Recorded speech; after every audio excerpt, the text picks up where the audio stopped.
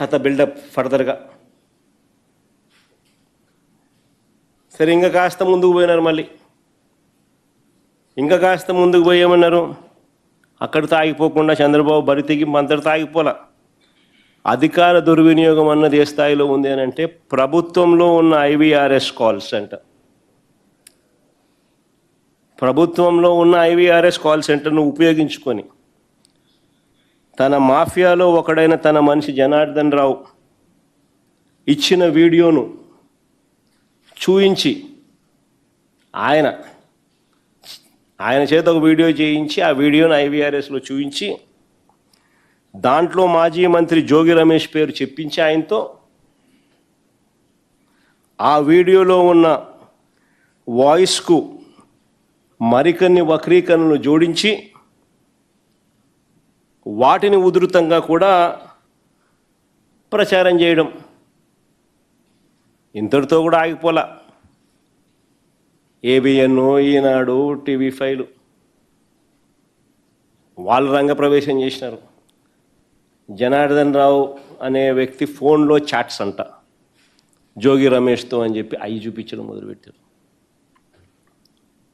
చూడండి ఒకసారి, చేసేది వీళ్ళే.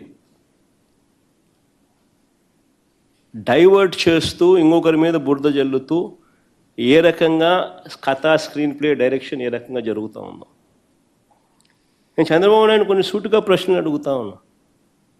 చెప్పే ధైర్యం తనకుంటే చెప్పమని చెప్పి అడుగుతా ఉన్నా. నకిలీ లిక్కర్ ఫ్యాక్టరీలు బయటపడ్డ తర్వాత మీరు ఎన్ని షాపుల్లో తనిఖీలు చేశారు? ఎన్ని నకిలీ లిక్కర్ బాటిళ్ళు పట్టుకున్నారు? ఏ ఏ షాపుల్లో గుర్తించారు? ఒకటిలా అన్ని షాపులు వీళ్ళయే, పట్టుకుంటే అన్ని చోట్ల దొరుకుతాయి కాబట్టి యాయి చేయరు. ఇదే జనార్దన్ రావు విదేశాల నుంచి వస్తూ ఉన్నప్పుడు, వస్తున్నాడని చెప్పి మీకు తెలిసినాడు, మీ పేపర్లో మీరే రాసినారు 2 రోజులు ఆయన వస్తున్నాడని. మరి ఆయన ఎందుకు అరెస్ట్ చేయలేదు? ముందే అక్కడికి పోయి ఎందుకు అరెస్ట్ చేయలేదు? మామూలుగా మా వాళ్ళు ఎవడు పోయినా కానీ ఎయిర్పోర్ట్లలో లుకౌట్ నోటీసులు పెడుతున్నారు. ఈయనకు మాత్రం బెటరు. దర్జాగా ఆయన వస్తాడు. నేను అడుగుతా ఉన్నా, మరి ఈ జనార్దన్ రావు అనే ఈ మనిషి వీడియోలో ఎలా మాట్లాడగలిగాడు?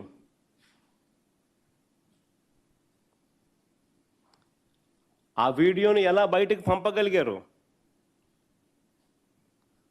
ఆశ్చర్యం ఏమిటో తెలుసా? తన ఫోను పోయిందని చెప్పిన జనార్దన్, తన ఫోన్ పోయింది అని చెప్పిన జనార్దన్ రావు ఇవన్నీ చేశాడు. ఫోన్లో రికార్డింగ్, ఆయన ఆడియో, ఆయన వీడియో, ఆయన మాటలు. ఫోన్ పోయిందని చెప్తా ఉన్న ఈ వ్యక్తి దాంట్లో ఉండే నుంచి బయటికి పంపించడం, దాంట్లో చాట్స్ కూడా క్రియేట్ చేయడం. ఫోన్ పోయిందని చెప్పిన ఈ వ్యక్తి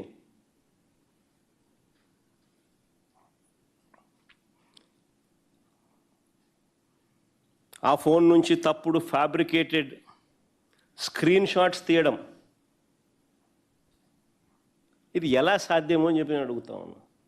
ఫోన్ పోయిందని చెప్తా ఉన్నా ఈ వ్యక్తి ఇవన్నీ చేసి అవన్నీ బయటికి రావడం, అవన్నీ ఈనాడు, ఆంధ్రజ్యోతి, టీవీ5లో రావడం ఎలా సాధ్యమో అని చెప్తున్నా. తెలుగుదేశం పార్టీకి సంబంధించిన సోషల్ మీడియాలో రావడం ఎలా సాధ్యం అంటున్నా. నకిలీ లిక్కర్ ఫ్యాక్టరీ అక్టోబర్ 3న బయటపడితే ఇవాళకి 20 రోజులు అయింది. నేను చంద్రబాబు నాయుడు సూటుగా అడుగుతా ఉన్నా, ఇప్పటికీ కూడా వారి contested candidate Jayachandra Reddy, TDP contested candidate Jayachandra Reddy ఇంతవరకు ఎందుకు అరెస్ట్ చేయలేదని అడుగుతా ఉన్నా.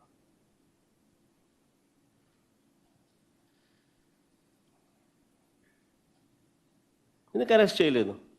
Contested candidate Telugu Desam party. ఎందుకు ఈ మనిషి పాస్పోర్ట్ సీజ్ చేయలేదంటూ అని అడుగుతున్న చంద్రబాబు నాయుడు. ఎందుకు ఆయన పాస్పోర్ట్ ఇంతవరకు సీజ్ చేయలేదని అడుగుతా ఉన్నా. ఇదే జయచంద్రారెడ్డి అనే వ్యక్తి పెద్దిరెడ్డి రామచంద్రారెడ్డికి అత్యంత సన్నిహితుడే అయితే 2.5 సంవత్సరం కిందటి నుంచే